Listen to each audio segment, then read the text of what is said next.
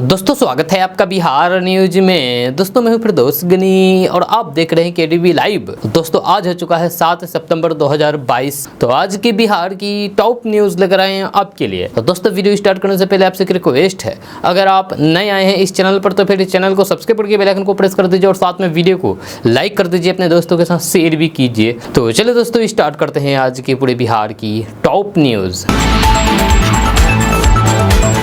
दोस्तों आज बिहार न्यूज में सबसे पहले बात करते हैं कि बिहार के मुख्यमंत्री नीतीश कुमार की सक्रियता के बाद एक बार फिर से नए सिरे से विपक्षी एकता के संभावनाओं को बल मिला है। लेकिन ऐसा लगता है कि विपक्षी एकता दो ध्रुवों की ओर बढ़ रही है। एक तरफ जहां तीसरे मोर्चे की संभावनाएं टटोली जा रही है, वहीं कांग्रेस को साथ लेकर के यूपीए को मजबूत करने की कोशिशें होती भी दिख रही है। ऐसे में सवाल यह है कि क्या आम चुनाव से यानी कि लोकसभा चुनाव से पहले कांग्रेस सहित विपक्षी दलों का एक मजबूत गठबंधन बनेगा या फिर कांग्रेस के बगैर कोई तीसरा मोर्चा आकार लेगा। यदि ऐसा नहीं हुआ तो फिर क्या विपक्ष दो ध्रुवों में बंटकर ही एनडीए का मुकाबला करेगा, या कहीं ऐसा नहीं हो कि फायदे में विपक्ष नहीं बल्कि एनडीए रहे, बीजेपी रहे। राजनीतिक जानकार मानते हैं कि नीतीश कुमार की कांग्रेस एवं अन्य दलों के वरिष्ठ नेताओं के साथ शुरू हुई मुलाकातें महत्वपूर्ण है। इससे स्पष्ट है कि वे कांग्रेस को साथ लेकर के आगे बढ़ना चाहते हैं। या उनकी कोशिश केंद्र से लड़ने के लिए विपक्षी दलों का महागठबंधन बनाने की है। इसीलिए हाल ही में उन्होंने कहा था कि इस बार मेन फ्रंट बनेगा। ये एक राजनीतिक रूप से परिपक्व पहल है, क्योंकि अभी भी कांग्रेस सबसे बड़ी विपक्षी पार्टी है। उसे साथ लिए बगैर विपक्ष एनडीए के खिलाफ कोई विकल्प खड़ा नहीं कर सकता है। दोस्तों बात करते हैं कि भागलपुर में दो बच्चों की मां ने अपने पड़ोस में रहने वाले एक युवक से शादी कर ली। जहां विवाह के बाद जब लड़का दुल्हन लेकर के अपने घर पहुंचा तो फिर उसके परिवार वालों ने इस शादी को मंजूरी नहीं दी और दोनों को मारपीट करके घर से भगा दिया। इसके बाद दोनों घर के दरवाजे पर ही धरना देकर के बैठ गए। सुबह तक दोनों के लिए घर वालों ने दरवाजा नहीं खोले। वहीं दोनों के हाई वोल्टेज ड्रामे को देखने लोगों की भीड़ जुटी रही। दरअसल दो बच्चे की मां 35 वर्षीय कंचन कुमारी ने भागलपुर जिला के घोघा थाना के अंतर्गत जानीडीह पंचायत में स्थित जानीडीह दक्षिण में अपने पड़ोस में ही रहने वाले राकेश सिंह के 28 वर्षीय पुत्र दीपक सिंह से मंदिर में सोमवार रात विवाह रचा लिया। विवाह के बाद जब दोनों घर में घुसने लगे तो फिर दीपक के परिवार वालों ने दोनों को मारपीट करके भगा दिया। इस घटना के बाद दोनों दरवाजे पर ही धरना देकर के बैठ गए। रात तक दोनों वहीं पर जमे रहे। दोनों की मांग है कि उन्हें घर में एंट्री दी जाए और रहने दिया जाए। दोस्तों बात करते हैं कि बिहार के छपरा में लूट की बड़ी घटना सामने आई है। जहां छपरा जिला के भगवान बाजार थाना क्षेत्र के भरत मिलाप चौक के पास अपराधियों ने स्वर्ण व्यवसाय से 55 लाख के जेवर और कैश लूट लिए हैं। अपराधियों ने बरेली यानी कि उत्तर प्रदेश के व्यवसायी को पुलिस के वेश में अगवा कर लेकर लूट की घटना को अंजाम दिया है। बताया जा रहा है कि पुलिस के वेश में आए अपराधियों ने भगवान बाजार से अगवा करके व्यवसायी को जांच के नाम पर डोरीगंज ले गए और छपरा पुल पर व्यवसायी को छोड़ करके उनका कैश और जेवर लेकर के फरार हो गए। घटना के बाद पुलिस महकमे में हरकंप मच गया है। जिस व्यवसायी से लूटपाट हुई है वह बरेली का रहने वाला है और उसका नाम अभिलाषा वर्मा बताया जा रहा है कि अभिलाषा वर्मा व्यवसाय के सिलसिले से छपरा आया था, जहां होटल मणिपुर में विश्राम के लिए वह रुका था। रात में वह वापस स्टेशन जा रहा था, तभी पहले से ही योजना बना करके अपराधियों ने बोलेरो गाड़ी से उसका पीछा किया और जेल गेट के पास ओवरटेक करके ई रिक्शा को रोका और व्यवसाय को पुलिस जांच के नाम पर उतार दिया। हालांकि व्यवसायी ने पुलिस जांच के नाम पर अपराधियों का सहयोग किया और उसके साथ डोरीगंज की तरफ चले गए। जहां जाने पर पता चला है कि ये पुलिस नहीं है बल्कि अपराधी थे, जिन्होंने लूटपाट के लिए उनको अगवा कर लिया था। अपराधियों ने व्यवसाय को डोरीगंज में उतार करके उसके पास से गहने और कैश ले लिया और फरार हो गए। दोस्तों बात करते हैं कि बिहार में जातिगत जनगणना अब सितंबर में नहीं बल्कि अक्टूबर में होगा। जब बिहार में निकाय चुनाव को लेकर के जातिगत जनगणना का काम एक माह टाल दिया गया है। जब सितंबर और अक्टूबर माह में नगर निकाय स्तरीय चुनाव संभावित है, ऐसे में जातीय आधारित जनगणना का काम प्रभावित हो सकता था। जहां हालांकि इसको लेकर के प्रशासनिक तैयारियां शुरू कर दी गई है।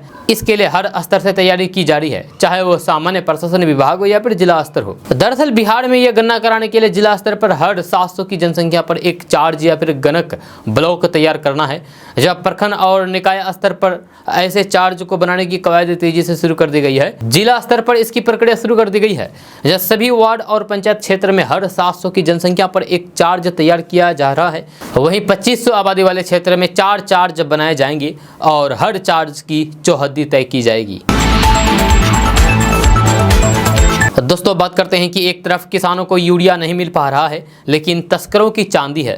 जब मोतिहारी में किसान दोगुनी कीमत देकर के यूरिया खरीदने को मजबूर हैं, लेकिन तस्कर बड़ी ही आसानी से यूरिया की तस्करी कर रहे हैं, वो भी एसएसबी की आंखों में धूल झोंक कर। जहाँ एक तरफ सरकार का वादा है कि वे किसानों के लिए यूरिया की कमी नहीं होने देगी, लेकिन दूसरी तरफ किसान एक बोरी यूरिया के लिए तरस रहा है। जब ब्लैक में यूरिया खरीदने के लिए मजबूर है, लेकिन तस्कर बिल्कुल भी मजबूर नहीं है। खास करके मोतिहारी जिले में तस्करों की चांदी है। तस्कर भारी मात्रा में यूरिया की तस्करी करके नेपाल पहुंचा रहे हैं। नेपाल से सटे सीमावर्ती जिले पूर्वी चंपारण जिला मुख्यालय से 40 किलोमीटर दूर घोड़ासहन प्रखंड की 8 मोहन बॉर्डर पर सीमा सुरक्षा बल यानी कि एसएसबी की ड्यूटी है, लेकिन एसएसबी का कहीं अता पता नहीं है। इसका फायदा सबसे ज़्यादा अगर कोई उठा रहा है तो वह है यूरिया के तस्कर मालामाल हो रहे हैं। किसान यूरिया को दोगुनी दाम पर वह भी एहसान के साथ खरीदने के लिए मजबूर हो रहा है। दोस्तों बात करते हैं कि बिहार में तेल कंपनियों ने आज पेट्रोल और डीजल के दाम में इजाफा किया है। जब पटना, भागलपुर, मुजफ्फरपुर, पूर्णिया, मोतिहारी और बेतिया समेत अन्य शहरों में पेट्रोल डीजल महंगा हो गया है। हालांकि गया समेत कुछ जिलों में तेल की कीमतों में हल्की सी गिरावट देखी गई है। राजधानी पटना में आज पेट्रोल के भाव 35 पैसे और डीजल के भाव 32 पैसे प्रति लीटर की दर से बढ़ गए हैं। भागलपुर में पेट्रोल 40 पैसे और डीजल 37 पैसे प्रति लीटर महंगा हुआ है। जब मुजफ्फरपुर में पेट्रोल की कीमत में 23 पैसे और डीजल में 21 पैसे प्रति लीटर का इजाफा हुआ है। पूर्णिया में तेल के दाम में 1 पैसे प्रति लीटर की बढ़ोतरी हुई है। इसके अलावा बेगूसराय, बक्सर, दरभंगा, मोतिहारी, कटिहार, मधेपुरा, मुंगेर, नवादा, सासाराम, छपरा, सिवान, शेखपुरा, सीतामढ़ी, सुपौल और हाजीपुर में भी पेट्रोल और डीजल महंगा हुआ है। वहीं गया में पेट्रोल और डीजल 10 पैसे प्रति लीटर की दर से सस्ता हुआ है। इसके अलावा अररिया, बांका, गोपालगंज, भभुआ, खगड़िया, मधुबनी और सहरसा में भी तेल के दाम घटे हैं। वहीं अरवल, औरंगाबाद, आरा, जहानाबाद, जमुई, लखीसराय और बिहारी शरीफ में आज पेट्रोल और डीजल की कीमतों में कोई भी बदलाव नहीं हुआ है। दोस्तों बात करते हैं कि अब जल्द ही मरीजों के इलाज में वर्चुअल डॉक्टर भी अहम भूमिका निभाएंगे। ये वर्चुअल डॉक्टर कोई दूर बैठा इंसान नहीं, बल्कि आर्टिफिशियल इंटेलिजेंस तकनीक का इस्तेमाल करके बनाया गया एंड्रॉयड ऐप होगा। आने वाले दिनों में ये मोबाइल ऐप इलाज के तरीकों में बड़ा बदलाव लेकर आ सकता है। इस प्रोजेक्ट पर आईआईटी पटना के शोधकर्ता तेजी से काम कर रहे हैं। इस काम में उनकी मदद आईआईटी मुंबई और एम्स ऋषिकेश के विशेषज्ञ कर रहे हैं। इस प्रोजेक्ट पर आईआईटी पटना के शोध छात्र अभिषेक तिवारी को देश की प्रतिष्ठित प्रधानमंत्री रिसर्च फेलोशिप मिली है। पटना में कंप्यूटर साइंस इंजीनियरिंग विभाग के अध्यक्ष और associate professor doctor Sriparna Shah और आईआईटी मुंबई में कंप्यूटर साइंस के प्रोफेसर पुष्पक भट्टाचार्य है। वहीं एम्स ऋषिकेश की डॉक्टर मीनाक्षी धर शोध में तैयार आउटपुट मेडिकल क्षेत्र में कितना उपयोगी है इसको चेक करती है। इस प्रोजेक्ट पर करीब 1 साल से काम चल रहा है और 2024 तक इसके पूरा होने की उम्मीद है। श्रीपर्णा शाह ने बताया है कि वर्चुअल डॉक्टर जूनियर डॉक्टर की तरह काम करेगा। ये मरीज से बात करेगा और बीमारी के लक्षणों को पूछेगा, साथ ही जरूरत होने पर फोटो भी लेगा। टेक्स्ट और इमेज के एकत्र डाटा के आधार पर वर्चुअल डॉक्टर बीमारी का पता लगाने में मदद करेगा और इसकी जानकारी सीनियर डॉक्टर को देगा। अब इस डाटा की मदद से डॉक्टर मरीज का आसानी से इलाज करेंगे। इससे मरीज के लक्षणों को पूछने में लगने वाला डॉक्टर का समय भी बचेगा। दोस्तों बात करते हैं कि बिहार के मुख्यमंत्री नीतीश कुमार ने दिल्ली में पूर्व कांग्रेस अध्यक्ष राहुल गांधी से मुलाकात की है। इस मुलाकात को 2024 के लोकसभा चुनाव से जोड़ करके देखा जा रहा है। दोनों नेताओं ने इस बात पर सहमति जताई है कि विपक्षी दलों को एकजुट होना चाहिए। नीतीश कुमार स्पष्ट है कि कांग्रेस के बिना एक गैर भाजपा विपक्षी गठन व्यवहार्य नहीं है, जबकि टीएमसी, आम आदमी पार्टी और तेलंगाना राष्ट्र समिति यानी कि टीआरएस की पसंद अलग है और वह कांग्रेस की प्रधानता को स्वीकार करने को तैयार नहीं है। नीतीश कुमार कल मंगलवार को दिल्ली के मुख्यमंत्री और आम आदमी पार्टी के अध्यक्ष और मुख्यमंत्री अरविंद केजरीवाल और वाम नेताओं सीताराम येचुरी और डी राजा से मुलाकात किया है और विपक्षी एकता के अपने विचार आगे बढ़ाएंगे। जहां आम आदमी पार्टी ने हमेशा विपक्षी समूह से दूरी बनाए रखी है। कई नेताओं का मानना है कि विपक्षी एकता की जमीनी स्तर पर बहुत कम प्रासंगिकता है। 2024 के लोकसभा चुनाव को देखते हुए नीतीश कुमार विपक्ष को एकजुट करने में लगे हैं। लगातार अलग अलग पार्टी के नेताओं से मुख्यमंत्री नीतीश कुमार मुलाकात कर रहे हैं। जेडीयू की ओर से साफ संकेत दे दिया गया है कि नीतीश कुमार 2024 में राष्ट्रीय राजनीति में बड़ी भूमिका निभाने जा रही है। जहां हालांकि नीतीश कुमार को लेकर के पार्टी की ओर से कोई भी आधिकारिक ऐलान नहीं किया गया है, पर पटना में जेडीयू की कार्यकारिणी बैठक से साफ हो गया है कि नीतीश कुमार आने वाले समय प्रधानमंत्री पद के लिए विपक्ष की ओर से दावेदारी पेश करेंगे। एक बात और है कि नीतीश कुमार कई बार प्रधानमंत्री पद के दावेदारों से पीछे हटे नजर आए हैं। जब मंगलवार को दिल्ली में लेफ्ट के नेताओं के साथ मुलाकात के बाद बिहार के मुख्यमंत्री नीतीश कुमार ने कहा है कि मैं पीएम पद का दावेदार नहीं हूं, न ही मुझे इसकी कोई इच्छा है। दोस्तों, बात करते हैं कि भागलपुर जिले में बाढ़ का असर धीरे धीरे कम होने लगा है। साथ ही बाढ़ से प्रभावित इलाकों में जल जनित और संक्रमित बीमारियों के बढ़ने की आशंका भी है। बाढ़ से घिरे इलाकों में कई लोगों के फ्लू, डायरिया, चर्म रोग, पीलिया, टाइफाइड, मलेरिया, निमोनिया और चमकी जैसी बीमारियों से ग्रसित होने की सूचना मिल रही है। वहीं बाढ़ से जान बचा करके गाँव से निकले कई लोग घायल भी हुए हैं। जब बाढ़ पीड़ितों का आपातकाल में स्वास्थ्य सुविधा देने के लिए जिला स्वास्थ्य समिति ने जिला नियंत्रण कक्ष का संचालन शुरू कर दिया है। नियंत्रण कक्ष का नंबर है 064 12 42 10 74। नियंत्रण कक्ष के नोडल पदाधिकारी डॉक्टर शम्स ने बताया है कि civil surgeon doctor Umesh Sharma के निर्देश पर सदर अस्पताल और मायागंज अस्पताल को अलर्ट पर रखा है। नियंत्रण कक्ष समेत जिले के सभी सीएचसी में एम्बुलेंस, दवाइयाँ, ORS, पानी को शुद्ध करने के लिए हेलोजन टैबलेट, ब्लीचिंग पाउडर समेत सर्पदंश के इलाज के लिए स्नैक वेमन्स की व्यवस्था की गई है। दोस्तों, बात करते हैं कि डीजल अनुदान के लिए ऑनलाइन आवेदन देने के मामले में पूरे बिहार में मुजफ्फरपुर नंबर 1 पर बना हुआ है। जब कृषि विभाग की ओर से जारी आंकड़े के अनुसार अनुदान के लिए अब तक 54,310 किसानों ने आवेदन किए हैं। ये आंकड़ा सभी जिलों से अधिक है। वहीं दूसरी ओर आवेदनों के सत्यापन की गति कृषि समन्वयक स्तर से बहुत ही खराब है। जब कृषि विभाग ने खराब स्थिति को लेकर के खुद रिपोर्ट की है, जिसमें 10,000 से भी ज़्यादा आवेदन लंबित है। जब विभाग के द्वारा लंबित आवेदकों का कारण भी नहीं बताया गया है। इस मामले में डीएम ने संबंधित जिम्मेदार कर्मियों पर सख्ती के साथ कार्रवाई करने के लिए जिला कृषि पदाधिकारी को निर्देश दिया है। बताया गया है कि गाइडलाइंस के अनुसार निर्धारित समय पर सत्यापन नहीं होता है तो फिर उन कर्मियों का वेतन अगले आदेश तक रोक लगा दिया जाएगा। ऐसे में सभी कृषि समन्वयकों को अलर्ट पर रखा गया है। दोस्तों, बात करते हैं कि पिछले 4 माह में घरेलू गैस सिलेंडर में 50 रुपये की बढ़ोतरी हुई है, जबकि दूसरी ओर कमर्शियल सिलेंडर 457 रुपये सस्ता हुआ है। 1 मई 2022 को कमर्शियल सिलेंडर की कीमत सबसे ज़्यादा 2607 रुपये तक पहुंच गई थी, जहाँ वही कमर्शियल सिलेंडर अब 2150 रुपये में मिल रहा है, जब पिछले महीने ये 2250 रुपये का मिल रहा था। वहीं दूसरी तरफ गृहिणियों के किचन में लगातार पड़ रही महंगाई की मार को ध्यान में रखते हुए इस माह भी 14 किलोग्राम घरेलू गैस सिलेंडर के दाम 1151 रुपये पर यथावत रखे गए हैं, जब पिछले 3 माह से घरेलू गैस सिलेंडर की कीमत में किसी तरीके का कोई भी बदलाव नहीं किया गया है। वही मई माह में 3 बार गैस की कीमत बदल गए थे। एलपीजी सिलेंडर के दाम में अंतिम बदलाव 19 मई को किया गया था, जब उस वक्त सिलेंडर की कीमत 1101 रुपये था। जब वहीं फिलहाल इस वक्त एलपीजी सिलेंडर पर मिलने वाली सब्सिडी 79 रुपये ही दी जा रही है, जब कभी कभी किसी के बैंक अकाउंट में सब्सिडी आती भी नहीं है। पेट्रोलियम मंत्रालय के आधिकारिक आंकड़े के अनुसार 1 अप्रैल 2017 से 6 जुलाई 2022 के बीच एलपीजी की कीमत में 45% की वृद्धि हुई है, जहां अप्रैल 2017 में एलपीजी सिलेंडर की कीमत 723 रुपये थी, वहीं इसकी कीमत जुलाई 2022 तक 45% बढ़कर के 1053 रुपये हो गई है। दोस्तों, बात करते हैं कि भाजपा प्रदेश अध्यक्ष डॉक्टर संजय जायसवाल ने कटिहार में मीडिया से मुखातिब होते हुए गृह मंत्री अमित शाह के बिहार दौरे पर चर्चा की है, बातचीत किया है। अमित शाह के दौरे पर चर्चा तेज है कि बिहार और बंगाल के सीमांचल के कुछ जिलों को मिलाकर के केंद्र शासित राज्य बनाया जा सकता है। इस पर जब पत्रकारों ने बीजेपी प्रदेश अध्यक्ष से सवाल किया तो उन्होंने साफ कर दिया है कि ऐसा कुछ भी नहीं है, ये सब बकवास है। जहां गृह मंत्री का सीमांचल दौरा निर्धारित है, इस दौरान वे कार्यकर्ताओं और बीएसएफ और एसएसबी के जवानों से भी मिलेंगे।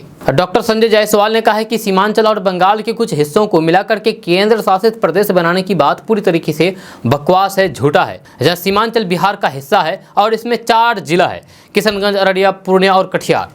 जब बिहार के विकास के लिए केंद्र सरकार द्वारा 1.25 लाख करोड़ की विभिन्न योजनाएं चलाई जा रही है।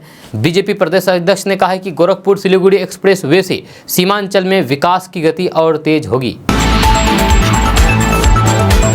दोस्तों बात करते हैं कि कर्नाटक हिजाब मामले पर आज सुप्रीम कोर्ट ने याचिकाकर्ताओं की ओर से पेश वकीलों से कई तीखे सवाल पूछे हैं। जब कोर्ट ने कहा है कि क्या स्कूल कॉलेजों में छात्र छात्राओं को अपनी मर्जी के मुताबिक कुछ भी पहनने की इजाज़त दी जा सकती है, क्या उन्हें मिनी मिडी या कुछ भी पहनकर आने की छूट दी जा सकती है। कोर्ट ने कहा है कि हर व्यक्ति को अपनी धार्मिक परंपराओं को पालन करने का अधिकार है। आपको भी हिजाब या फिर स्कार्फ पहनने का अधिकार हासिल है, लेकिन सवाल यह है कि क्या तयशुदा ड्रेस कोड वाले शैक्षणिक संस्थानों में इस अधिकार का दावा किया जा सकता है। सरकार आपको पढ़ने से नहीं रोक रही है, वह सिर्फ स्कूल की वर्दी में आने के लिए बोल रही है। सुनवाई के दौरान जस्टिस हेमंत गुप्ता और जस्टिस सुधांशु धूलिया की बेंच ने कहा कि संविधान के मुताबिक भारत धर्मनिरपेक्ष देश है। क्या एक धर्मनिरपेक्ष देश में सरकारी शैक्षणिक संस्थानों में हिजाब पहनने का अधिकार मांगा जा सकता है? ये बहस का विषय है। दोस्तों बात करते हैं कि 2024 के लोकसभा चुनाव से पहले बिहार के मुख्यमंत्री नीतीश कुमार ने विपक्ष को एकजुट करने की जिम्मेदारी अपने कंधों पर ले ली है और इसी मिशन के तहत वह 3 दिन के दौरे पर दिल्ली पहुंच चुके हैं। जहां नीतीश कुमार ने यहां कांग्रेस के पूर्व अध्यक्ष राहुल गांधी से मुलाकात की है। सूत्रों का कहना है कि दोनों नेताओं ने मौजूदा राजनीतिक हालात और विपक्षी एकजुटता की दिशा में आगे बढ़ने को लेकर के बात की है। एनडीए का साथ छोड़कर के आरजेडी, कांग्रेस और वाम दलों के साथ मिलकर के बिहार में सरकार बनाने के बाद नीतीश कुमार पहली बार दिल्ली पहुंचे हैं। दिल्ली में नीतीश कुमार की मुलाकात अरविंद केजरीवाल समेत तमाम पार्टियों के वरिष्ठ नेताओं के साथ हुई है। हालांकि नीतीश ने मिशन दिल्ली पर रवाना होने से पहले पटना में आरजेडी सुप्रीमो लालू प्रसाद यादव से मुलाकात करके उनका आशीर्वाद लिया था। आरजेडी खुले तौर पर 2024 के चुनाव के लिए प्रधानमंत्री पद की उम्मीदवार के तौर पर नीतीश कुमार की दावेदारी का समर्थन कर चुका है। दोस्तों बात करते हैं कि कहते हैं कि बार और बेंच में एक खास किस्म की दूरी होती है, एक डिफरेंस होता है, लेकिन प्रेम में ऐसी शक्ति है जो किसी भी दूरी को पाट दे। झारखंड के गोड्डा में कुछ ऐसा ही हुआ है। जी हाँ, चारा घोटाले जैसे चर्चित मामले में बिहार के पूर्व मुख्यमंत्री और आरजेडी सुप्रीमो लालू प्रसाद यादव को सजा सुनाने वाले कड़क मिजाज जज भी 59 साल की उम्र में एक महिला वकील को दिल दे बैठे। जी हाँ, करीब 3 साल से गोड्डा में जज की कुर्सी संभालने वाले शिवपाल सिंह ने अपने से तकरीबन 9 साल छोटी तेज तर्रार महिला वकील से विवाह रचा लिया है। जज साहब की प्रेमिका और अब पत्नी झारखंड में तेज तर्रार भाजपा नेत्री के रूप में जानी जाती है। नाम न छापने की शर्त पर दोनों के विवाह के साक्षी बने गोड्डा के एक वकील ने बताया है कि जज शिवपाल सिंह की पत्नी का देहांत तकरीबन 2 दशक पहले हो गया था। तेज तर्रार भाजपा नेत्री और बार एसोसिएशन की वरिष्ठ अधिवक्ता नूतन तिवारी के पति का भी देहांत कुछ साल पहले हो गया था। अच्छी बात यह है कि दोनों ने अपने बच्चों और परिवार के रजामंदी से ये शादी की है। जज शिवपाल सिंह के भी 2 बेटे हैं और नूतन तिवारी का भी 1 बेटा है। चौंकाने वाली बात यह है कि बार और बेंच के बीच ये प्यार कब पनपा, साथी वकीलों को भी कानो कान खबर तक ना हुआ। जहां खैर अब अधिवक्ता और जज दोनों ही शादी के बंधन में बंध चुके हैं। दोस्तों बिहार के मुख्यमंत्री 17 साल से जनता दरबार के नाम पर लोगों को धोखा दे रहे हैं, क्योंकि बिहार के मुख्यमंत्री को काम करने से नहीं बल्कि सिर्फ समय काटना है। आजकल दिल्ली में समय काटने के लिए गए हुए हैं। ये कहना मेरा नहीं है बल्कि पूर्व केंद्रीय मंत्री आरसीपी सिंह का है। जी हाँ, पटना पहुंचे आरसीपी सिंह ने नीतीश कुमार के खिलाफ जम करके भड़ास निकाली। आरसीपी सिंह ने कहा है कि नीतीश कुमार को दरबारी कल्चर पसंद है।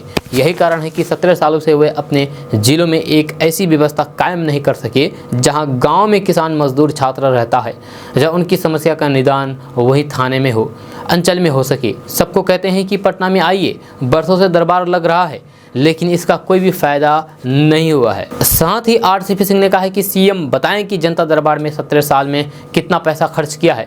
जहाँ श्वेत पत्र लाएं, पता चल जाएगा। लोगों की समस्या से उन्हें कोई मतलब नहीं है। अगर वे वाकई में गंभीर है तो फिर लोगों की समस्या का हल उनके घर पर होना चाहिए, लेकिन आज तक वे नहीं कर सके हैं। सिर्फ समय काट रहे हैं, कोई शासन व्यवस्था नहीं है। आरसीपी सिंह ने कहा है कि आज बिहार में नीतीश कुमार के प्रति इतनी नाराज़गी है कि कोई भी उनके काफिले पर हमला कर देता है। जब उन पर हमला किया जाता है, गाड़ियों पर हमला किया जाता है, जो बताता है कि नीतीश कुमार की स्थिति कैसी है। दोस्तों बात करते हैं कि भाजपा के वरिष्ठ नेता सुशील कुमार मोदी ने कहा है कि उनकी पार्टी के दरवाजे बिहार के मुख्यमंत्री नीतीश कुमार के लिए अस्थायी रूप से बंद हो गया है। जहां नीतीश कुमार ने पिछले महीने भाजपा का साथ छोड़ दिया था, जिसके बाद भगवा पार्टी को बिहार में सत्ता से हाथ धोना पड़ा था। बिहार के पूर्व उप मुख्यमंत्री ने आरोप लगाया है कि नीतीश कुमार ने रंग बदलने में गिरगिट को भी शर्मसार कर दिया है। सुशील मोदी ने अपनी पार्टी के कार्यकर्ताओं से कहा था कि 2017 में फिर से भाजपा के साथ गठबंधन करना एक गलती थी और वे इससे नाराज थे। सुशील मोदी ने दावा दावा किया है कि नीतीश कुमार ने महसूस किया था कि 20 महीनों में उन्होंने आरजेडी के साथ गठबंधन में अपनी सरकार चलाई थी, उन्हें फिर से ऐसा ही महसूस हो सकता है। लेकिन इस बार भाजपा उन्हें सहयोगी के रूप में स्वीकार नहीं करेगी, भले ही उन्होंने जमीन पर अपनी नाक रगड़ दी हो। दरवाजा अस्थायी रूप से बंद कर दिया गया है नीतीश कुमार के लिए भाजपा में आने का। दोस्तों बात करते हैं कि बिहार के पटना, बक्सर, भागलपुर समेत सभी जिलों में निकाय चुनाव को लेकर के एक बड़ी खबर सामने आ रही है। ताजा रिपोर्ट्स के अनुसार बिहार निर्वाचन आयोग ने निकाय चुनाव में उम्मीदवारों के लिए खर्च की राशि निर्धारित कर दी है। खबर के अनुसार नगर पालिका अधिनियम 2007 के तहत निर्धारित चुनाव खर्च की सीमा के अनुसार ही कोई भी उम्मीदवार अपने अपने चुनाव क्षेत्र में चुनाव के दौरान खर्च कर सकते हैं। उम्मीदवारों को इससे ज़्यादा पैसा खर्च करने की अनुमति नहीं होगी। आपको बता दूं कि इस चुनाव में वार्ड पार्षद पद के उम्मीदवार नगर पंचायत में अधिकतम 20,000 रुपये खर्च कर सकते हैं। वहीं नगर निगम के निर्वाचन क्षेत्र में किसी भी उम्मीदवार को अधिकतम 80,000 रुपये खर्च करने की अनुमति होगी, उससे ज़्यादा पैसे खर्च नहीं कर सकते हैं। हालांकि नगर निगम के वार्ड पार्षद पद के लिए चुनाव का खर्च आबादी के अनुसार तय किया जाएगा। 4,000 से 10,000 तक की आबादी वाले वार्ड में तक अधिकतम 60,000 रुपये और 10 से 20,000 की आबादी वाले वार्ड के लिए अधिकतम 80,000 रुपये खर्च करने की अनुमति होगी। दोस्तों बात करते हैं कि बिहार में रहने वाले लोगों के लिए बड़ी खबर सामने आ रही है। ताजा रिपोर्ट्स के अनुसार आज बिहार के पटना, बक्सर, पूर्णिया, नालंदा समेत 33 जिलों में बारिश और वज्रपात का अलर्ट जारी कर दिया है। खबर के अनुसार मौसम विभाग ने भागलपुर, बांका, जमुई, मुंगेर और खगड़िया जिलों को छोड़ करके बिहार के अन्य सभी जिलों में गरज की चमक के साथ बारिश होने की संभावना जताई है। इन 33 जिलों में 1-2 स्थानों पर आसमानी बिजली भी गिर सकती है। आपको बता दें कि मानसून ट्रफ गंगानगर, नरनौल, गोरखपुर, दरभंगा, जलपाईगुड़ी होते हुए पूर्व दिशा की ओर नागालैंड तक होकर के गुजर रही है, जिसका असर बिहार के ज्यादातर जिलों में देखने को मिल सकता है। इससे बिहार में अच्छी बारिश भी हो सकती है। मौसम वैज्ञानिकों की माने तो बिहार में मानसून का सिस्टम एक बार फिर से एक्टिव हो गया है, जिसके कारण बिहार में बारिश और वज्रपात की संभावना है। इसीलिए खराब मौसम के दौरान घर से बाहर ना निकलें और बड़े पेड़ पौधे तथा बिजली की खंभे से दूर रहें। दोस्तों बात करते हैं कि इंडिया पोस्ट ने पोस्टमैन, मेल गार्ड और अन्य पदों पर आवेदन करने के लिए पात्र भारतीय नागरिकों से आवेदन आमंत्रित किए हैं। इच्छुक उम्मीदवार इंडिया पोस्ट की वेबसाइट indiapost.gov.in से भर्ती अधिसूचना डाउनलोड कर सकते हैं। इन पदों के लिए आवेदन 23 सितंबर 2022 को शाम 5 बजे तक स्वीकार किए जाएंगे। नोटिस के अनुसार कुल 98,083 खाली पद हैं और उन्हें भर्ती अभियान के माध्यम से भरा जाना है। सरकार ने देश भर के 23 सर्किलों में इन खाली पड़े पदों पर भर्ती को मंजूरी दी है। अगर आप भी इंडिया पोस्ट में नौकरी करना चाहते हैं और अप्लाई करना चाहते हैं तो आपको नीचे एक वीडियो का लिंक दिया गया है। इस वीडियो पर जाकर के आप जान सकते हैं कि कैसे आप अप्लाई करेंगे। आपको स्टेप बाय स्टेप बताया गया है अप्लाई के बारे में। तो आप अभी जाइए, इस वीडियो के डिस्क्रिप्शन में लिंक है, सबसे ऊपर लिंक दिया गया है, उस लिंक पर क्लिक करके आप जान सकते हैं। दोस्तों बात करते हैं कि एशिया महाद्वीप के पूर्व इलाके में 2022 के सबसे बड़े तूफान का रेड अलर्ट जारी कर दिया है। इस समुद्री तूफान के चपेट में एशिया के 2 विकसित राष्ट्र को भी परेशानी होने वाली है, जिसमें जापान और कोरिया शामिल है। ये साल 2022 के सबसे ताकतवर चक्रवाती तूफान है। अमेरिका के US joint typhoon warning centre के अनुसार इस तूफान की स्पीड लगभग 257 किलोमीटर प्रति घंटा है। इस वजह से पैसिफिक सागर से जुड़े हुए देशों में रेड अलर्ट जारी कर दिया गया है। हालांकि यहाँ तक बताया जा रहे हैं कि समुद्र में 15 मीटर ऊंची लहरें उठ सकती है, जिनका भुगतान तटीय देशों को चुकाना पड़ेगा। दोस्तों बात करते हैं कि बिहार बीजेपी के प्रदेश अध्यक्ष और सांसद संजय जायसवाल ने नीतीश कुमार और तेजस्वी यादव के महागठबंधन को चुनौती दी है कि अनंत सिंह के आयोग घोषित होने से खाली मोकामा विधानसभा सीट का उपचुनाव भाजपा ही जीतेगी और 2024 में जेडीयू अध्यक्ष ललन सिंह की मुंगेर लोकसभा सीट 3 लाख से अधिक वोट के अंतर से जीतेगी। बिहार में नीतीश के गठबंधन के बदलने के बाद से ही बीजेपी लगातार उन पर चोट कर रही है, जिसमें संजय जायसवाल के अलावा पूर्व डिप्टी सीएम सुशील कुमार मोदी, केंद्रीय मंत्री गिरिराज सिंह, नित्यानंद राय, नेता विजय कुमार सिन्हा, सम्राट चौधरी और नितिन नवीन अग्रिम मोर्चे पर दिख रहे हैं।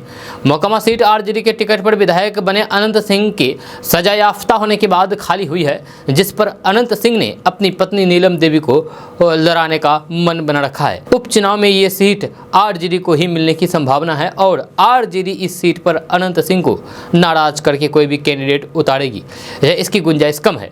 मोकामा की लड़ाई के लिए बीजेपी तैयार है और इसी सिलसिले में जायसवाल ने कहा कि मोकामा में भाजपा वर्षों से नहीं लड़ी है क्योंकि यह सीट गठबंधन में दूसरे दलों को मिल जाती थी। उन्होंने कहा कि इस बार बीजेपी पूरे दमखम के साथ मोकामा लड़ेगी और जीतेगी। दोस्तों बात करते हैं कि बिहार के ऊर्जा योजना एवं विकास मंत्री विजेंद्र प्रसाद यादव की तबीयत बिगड़ गई है। उन्हें बेहतर इलाज के लिए सोमवार की शाम एयर एम्बुलेंस से दिल्ली भेजा गया है। दिल्ली में विजेंद्र प्रसाद यादव का एम्स में इलाज होगा, जब बीते कई दिनों से वे बीमार चल रहे थे। डॉक्टरों की सलाह पर ही विजेंद्र यादव को दिल्ली लेकर के परिजन गए हैं। विजेंद्र प्रसाद यादव की तबीयत लगातार कई दिनों से खराब है। इसके पहले उन्हें पटना के IGIMS में इलाज के लिए भर्ती कराया गया था, जब कुछ दिनों तक उनका अस्पताल में इलाज किया गया था। इसके बाद डिस्चार्ज कर दिया गया तो फिर वे घर पर ही स्वास्थ्य का लाभ ले रहे हैं। हालांकि जब तबीयत में फिर से गड़बड़ी लगी तो फिर डॉक्टरों ने दिल्ली जाने की सलाह दे दी। जब पटना IGIMS में इलाज के दौरान CM नीतीश कुमार भी मिलने के लिए पहुंचे थे। दोस्तों बात करते हैं कि JDU के मुख्य प्रवक्ता नीरज कुमार ने कहा कि RCP सिंह को नीतीश कुमार और JDU पर बोलने का कोई भी औचित्य नहीं है। जिस RCP को पार्टी ने विश्वासघाती करार दे दिया हो, उस व्यक्ति पर हम लोगों की ओर से टिप्पणी करने की जरूरत ही नहीं है। दरअसल RCP ने दिल्ली से पटना लौटते ही CM नीतीश कुमार, JDU अध्यक्ष ललन सिंह सहित अन्य नेताओं के खिलाफ कई प्रकार के आरोप लगाए हैं। RCP सिंह ने CM नीतीश कुमार की जनता दरबार को जनता को धोखा देना, नीतीश को अमर्यादित और भ्रष्ट भाषा बोलने वाला सहित नीतीश को समय काटने वाला व्यक्ति बताया है। इसी को लेकर कि नीरज कुमार ने RCP सिंह पर पलटवार किया है। उन्होंने कहा है कि RCP सिंह को JDU नेताओं का बयान क्यों खटकता है, इसकी वजह से पार्टी 43 सीट पर आ गई है। घर में रहकर के वे उसी घर को आग लगा रहे थे। RCP का चेहरा बेनकाब हो गया है। नालंदा के इस्लामपुर में पार्टी चुनाव हार गई और RCP सिंह के परिवार वाले संपत्ति लिखवा रहे थे। उन पर जो आरोप लगे हैं, RCP उनका जवाब क्यों नहीं दे रहे हैं। नीरज कुमार ने कहा कि आखिर RCP सिंह दिल्ली क्यों गए थे, क्या करने गए थे। नीरज कुमार ने बीजेपी के प्रदेश अध्यक्ष डॉक्टर संजय जायसवाल पर भी जोरदार हमला बोला है और कहा है कि लोकतंत्र में भाषा अच्छी रखनी चाहिए। जायसवाल द्वारा नीतीश कुमार को पलटू और कांग्रेस नेता राहुल गांधी को पप्पू बोलने पर उन्होंने कड़ी आपत्ति जताई है। उन्होंने पूछा गया है कि यही लिखा गया है सांस्कृतिक राष्ट्रवाद वाली भाजपा में, क्या ये अटल और आडवाणी जी का भाजपा नहीं रही। कोई भी अगर किसी से मिल रहा है तो फिर क्या भारतीय जनता पार्टी रोक देगी। बीजेपी का औकात है रोक देने का। संजय जायसवाल ने मुख्यमंत्री नीतीश कुमार और कांग्रेस नेता राहुल गांधी की दिल्ली में हुई मुलाकात पर व्यंग करते हुए लिखा है कि पलटू संग पप्पू। उन्होंने दोनों नेताओं की मुलाकात की तस्वीर भी पोस्ट की है और लिखा है कि पलटू संग पप्पू सब भाई लोग फोटो से ही काम चलाएं, क्योंकि अगर वीडियो रहेगा तो फिर पता चल जाएगा कि कौन प्रधानमंत्री किस प्रधानमंत्री का हाथ खींच रहा है और कौन किसका कुर्ता। दोस्तों बात करते हैं कि चुनावी रणनीतिकार से कार्यकर्ता बने प्रशांत किशोर ने सोमवार को जोर देकर के कहा है कि बिहार में हालिया उथल पुथल राज्य केंद्रित घटना थी और इससे राष्ट्रव्यापी प्रभाव पड़ने की संभावना नहीं है। उन्होंने हाल ही में जदयू के भारतीय जनता पार्टी यानी कि भाजपा से नाता तोड़ करके राष्ट्रीय जनता दल यानी कि RJD के साथ सरकार बनाने के घटनाक्रम की ओर इशारा करते हुए ये बात कही है। उत्तर बिहार के सीतामढ़ी जिले में पत्रकारों से बात करते हुए प्रशांत किशोर ने ये दावा भी किया है कि मुख्यमंत्री नीतीश कुमार का नया बागी रुख राजनीतिक अस्थिरता का प्रतीक है, जिसका सामना बिहार नरेंद्र मोदी के नेतृत्व में नई भाजपा के उदय के बाद से हो रहा है। जब प्रशांत किशोर ने चुटकी लेते हुए कहा है कि हम केवल एक बात निश्चित रूप से ये कहते सकते हैं कि कुछ भी हो, नीतीश कुमार सत्ता पर काबिज रहेंगे, जैसे कि वे इतने वर्षों से करते आ रहे हैं। दोस्तों बात करते हैं कि बिहार के मुंगेर जिले के कई इलाकों में बाढ़ का पानी घुस गया है। गंगा नदी का जलस्तर बढ़ने से मुंगेर और आसपास के कई इलाके जलमग्न हो गए हैं, जहां खेतों के साथ ही घरों में भी बाढ़ का पानी घुस गया है। इसके साथ ही एक चौंकाने वाली घटना भी हुई है। गंगा नदी के कारण आए बाढ़ के साथ ही एक मगरमच्छ भी ग्रामीण इलाकों में घुस आया है। खतरनाक मगरमच्छ खुले में घूम रहा है। ग्रामीणों का कहना है कि ये मगरमच्छ छोटे छोटे मवेशियों को अपना निवाला बना रहा है। खतरनाक जीव के इस तरह से खुलेआम घूमने से लोगों में भी भय का आलम है। डर इस बात का भी है कि मगरमच्छ कहीं इंसानों पर भी ना हमला कर दे। पिछले कुछ दिनों से मुंगेर में बाढ़ के हालात बने हुए हैं। हालांकि अब गंगा नदी का जलस्तर कम होने से बाढ़ का पानी उतरने लगा है। इसके बावजूद भी बरियारपुर प्रखंड के बाढ़ पीड़ित गांव के लोग भयभीत हैं। दरअसल बाढ़ में बहकर के एक मगरमच्छ ग्रामीण इलाकों में आ गया। जब बरियारपुर प्रखंड के बंगाली टोला, रघुनाथपुर, कल्याणपुर और घोरघट इलाके में बाढ़ का पानी गाँव में घुस गया था। ऐसे में बाढ़ में बहकर के आया मगरमच्छ गाँव में आ गया है। ग्रामीणों ने बताया है कि मगरमच्छ मौका पाकर के रात में छोटे मवेशियों को अपना शिकार बना रहा है। मगरमच्छ कभी आम के बगीचे में तो कभी बाढ़ के पानी में खुलेआम ग्रामीणों को दिख रहा है, जिसका ग्रामीण वीडियो बना रहे हैं। दोस्तों बात करते हैं कि केंद्रीय चयन पर्षद सिपाही भर्ती पटना ने बिहार अग्निशमन सेवा में फायरमैन के 2380 पदों पर नियुक्ति के लिए हुई लिखित परीक्षा का रिजल्ट जारी कर दिया है। इसमें 11,901 परीक्षार्थी सफल हुए हैं। इनमें 4465 महिलाएं और 7436 पुरुष शामिल है। अब ये शारीरिक दक्षता परीक्षा में भाग लेंगे। शारीरिक दक्षता परीक्षा नवंबर में आयोजित की जाएगी। लिखित परीक्षा का रिजल्ट पर्षद की वेबसाइट पर उपलब्ध है। दोस्तों बात करते हैं कि शराब तो महिलाओं का सुहाग उजाड़ने के लिए बदनाम है, लेकिन बिहार में अब उसी शराब की बोतलें महिलाओं के सुहाग का प्रतीक बनने वाली है। सुनने में ये आपको भले ही अटपटा लगेगा हो, लेकिन है 100% सच। दरअसल अब बिहार में जब्त शराब के बाद नष्ट की जाने वाली उनकी बोतलों से कांच की रंग बिरंगी चूड़ियां बनेगी। मद्य निषेध उत्पाद एवं निबंधन विभाग ने जीविका दीदी को इसकी जिम्मेदारी सौंपी है। इसके लिए जीविका की ओर से फिजिबिलिटी रिपोर्ट भी तैयार कर ली गई है। जल्द ही शराब की नष्ट बोतलों से बनी चूड़ियां महिलाओं के हाथों में खनकती नजर आएगी। जब बिहार के उत्पाद आयुक्त बी कार्तिकेय धनजी की माने तो शराबबंदी कानून के तहत अवैध शराब की खेप पकड़ी जाती है। शराब के साथ साथ शीशे की बोतलें भी नष्ट की जाती है, जिसकी चूर्ण बचता है। अब इन्हीं टूटी बोतलों के चूर्ण से जीविका की दीदी कांच की चूड़ियां बनाएंगी। मद्य निषेध उत्पाद एवं निबंधन विभाग ने कांच की चूड़ियों के उत्पादन यूनिट की स्थापना के लिए जीविका के मुख्य कार्यपालक पदाधिकारी को करीब 1 करोड़ रुपए का भुगतान भी कर लिया है। कांच की चूड़ियों के निर्माण का प्रशिक्षण लेने के लिए जीविका दीदियों का ग्रुप उत्तर प्रदेश में बाकायदा प्रशिक्षण ले रहा है। वहां से आने के बाद जीविका की अन्य महिलाओं को भी बड़े पैमाने पर प्रशिक्षित किया जाएगा।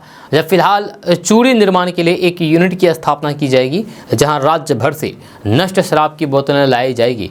बाद में मांग के अनुरूप यूनिट की संख्या को बढ़ाने का लक्ष्य रखा गया है।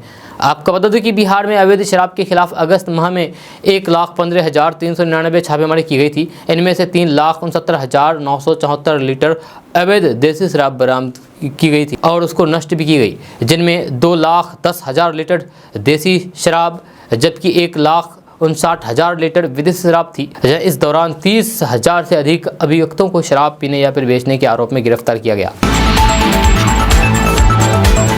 दोस्तों बात करते हैं कि 2005 के पुराने मामले में बिहार के पूर्व मंत्री ददन पहलवान समेत 10 आरोपियों को 2-2 साल की जेल हुई है। मामला मारपीट का था, जिसमें इन सभी को सजा सुनाई गई है। बक्सर के अपर जिला और सत्र न्यायाधीश 3 सह विशेष न्यायाधीश SP MLA कोर्ट ने इन्हें सजा सुनाई है। इन्हें 2 साल की जेल के साथ साथ 5-5 हज़ार का आर्थिक दंड भी लगाया गया है। ददन पहलवान समेत 10 आरोपियों पर आरोप था कि उन्होंने RJD नेता रामजी यादव को पीट करके अधमरा कर दिया गया था। दोस्तों बात करते हैं कि पटना शहर में डेंगू का प्रकोप लगातार बढ़ता ही जा रहा है। जहां कल पटना में डेंगू के 10 नए मरीज मिले हैं। कुल 27 सैंपलों की जांच में ये संक्रमित मिले हैं। इनमें PMCH में 6 और NMCH में 4 मरीज पाए गए हैं। इसके साथ ही जिले में इस साल डेंगू मरीजों की संख्या 81 के पार पहुंच गई है। 2 दिनों में डेंगू मरीजों की संख्या बढ़ी है। कल डेंगू के 14 मरीज मिले थे। NMCH के माइक्रोबायोलॉजी विभाग में कल 12 मरीजों के सैंपल की जांच की गई, जिनमें से 4 में डेंगू की पुष्टि हुई। पटना के कई थानों के पुलिसकर्मी वायरल फीवर और डेंगू से ग्रसित हो गए हैं। इसका अंदाजा इस बात से लगाया जा सकता है कि केवल कंकरबाग थाने के 4 पुलिसकर्मी डेंगू से पीड़ित हैं। थाना अध्यक्ष ने बताया है कि 1 कांस्टेबल, 1 ASI और SI समेत 5 पुलिसकर्मी बुखार से पीड़ित हो गए हैं। 4 लोगों ने जाँच कराई तो डेंगू मिला है, जबकि 1 में टाइफाइड का भी लक्षण मिला है। दोस्तों बात करते हैं कि PM मेट्रो रेल के लिए बिहार के मुख्यमंत्री नीतीश कुमार की काफ़ी दिनों से चर्चा चल रही थी, लेकिन इस बीच JDU की ओर से बड़ा बयान सामने आया है। कहा गया है कि नीतीश कुमार सिर्फ विपक्ष को एकजुट कर रहे हैं, वह PM पद के उम्मीदवार नहीं हैं। वहीं बिहार के मुख्यमंत्री नीतीश कुमार ने बड़ा बयान देते हुए कहा है कि मुझे PM बनने की कोई भी इच्छा नहीं है, कोई शौक नहीं है। इससे पहले भी CM नीतीश कुमार ने कई बार PM उम्मीदवार के तौर पर अपना नाम आगे आने पर इसी तरीके के बयान दिया था। PM उम्मीदवारी पर बोलते हुए CM नीतीश कुमार ने कहा है कि इसमें मेरी कोई रुचि नहीं है, हमारी PM बनने की इच्छा नहीं है। मीडिया से बातचीत करने के दौरान पत्रकारों ने CM नीतीश कुमार से पूछा है कि विपक्ष की इच्छा है कि आपको PM बनाने की। ये सुनते ही CM नीतीश कुमार ने मुस्कुराते हुए कहा कि ये सबको छोड़ दीजिए, हम कुछ बोलना नहीं चाहते हैं, हमारी ऐसी कोई भी इच्छा नहीं है। और दोस्तों बात करते हैं कि बिहार में इन दिनों बिजली की किल्लत से क्या आम और क्या खास सभी लोग परेशान हैं। राजधानी पटना में उस वक्त अजीबोगरीब स्थिति उत्पन्न हो गई जब मुख्यमंत्री नीतीश कुमार और डिप्टी सीएम तेजस्वी यादव एक कार्यक्रम का उद्घाटन करने पहुंचे थे। सीएम और डिप्टी सीएम के कार्यक्रम में पहुंचने से पहले ही बिजली चली गई, लिहाजा मंच पर अंधेरे में ही सीएम नीतीश कुमार और डिप्टी सीएम तेजस्वी यादव का स्वागत हुआ। इस दौरान अधिकारी मोबाइल की रोशनी में अपना काम करते दिखे। दरअसल कल पटना के पाटलिपुत्र इंडोर स्टेडियम में राष्ट्रीय जूनियर बालिका कबड्डी चैंपियनशिप का आयोजन किया गया था। कार्यक्रम का उद्घाटन मुख्यमंत्री नीतीश कुमार और डिप्टी सीएम तेजस्वी यादव को करना था। निर्धारित समय पर मुख्यमंत्री और उप मुख्यमंत्री पाटलिपुत्र इंडोर स्टेडियम पहुंचे, लेकिन उनके आने से ठीक पहले बिजली कट गई। बिजली कटने के बाद अधिकारियों के हाथ पांव फूलने लगे। सीएम और डिप्टी सीएम मंच पर ही पहुंच चुके थे। ऐसे में अंधेरे में ही बैंड बाजे के साथ उनका स्वागत किया गया। करीब 15 मिनट तक इंडोर स्टेडियम में अंधेरा रहा। इस बीच सीएम ने वहां मौजूद अधिकारियों से पूछा भी कि क्या लाइट क्यों नहीं है। 15 मिनट बाद जब बिजली आई तो फिर मुख्यमंत्री नीतीश कुमार और डिप्टी सीएम तेजस्वी यादव ने कबड्डी चैंपियनशिप का उद्घाटन किया। इस दौरान स्टेज पर सीएम ऑफिस से जुड़े अधिकारी मोबाइल की रोशनी में काम करते नजर आए। दोस्तों आज का न्यूज़ बस यहाँ तक। कैसा लगा जरूर अपना सुझाव दीजिएगा नीचे कमेंट बॉक्स में कमेंट करके। अगर आप नए आए हैं इस चैनल पर तो फिर चैनल को सब्सक्राइब करके बेल आइकन को प्रेस कर दीजिए और साथ में वीडियो को लाइक कर दीजिए, अपने दोस्तों के साथ शेयर भी कीजिए। तो मिलते हैं दोस्तों फिर नेक्स्ट वीडियो में, तब तक के लिए जय हिंद जय बिहार।